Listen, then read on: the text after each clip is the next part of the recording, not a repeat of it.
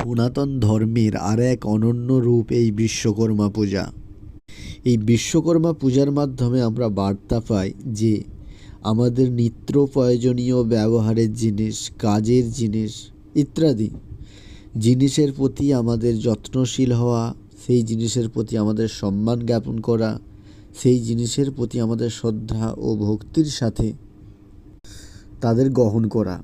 আমরা এই বিশ্বকর্মার পূজার মাধ্যমে আমরা এই বার্তাটি পাই এবং সেই নিয়ম মেনেই বিশ্বকর্মা পুজোর দিন আড়ম্বরের সাথে এবং যার যেরকম সামর্থ্য সেই সামর্থ্যের সাথে বিশ্বকর্মা পুজো দেয়া হয়। এটি সম্পূর্ণ আমার নিজস্ব মতামত, শাস্ত্রের সাথে কোনো মিল নাও থাকতে পারে, কিন্তু বিষয়টা একটু ভেবে দেখবেন, একদমই তাই।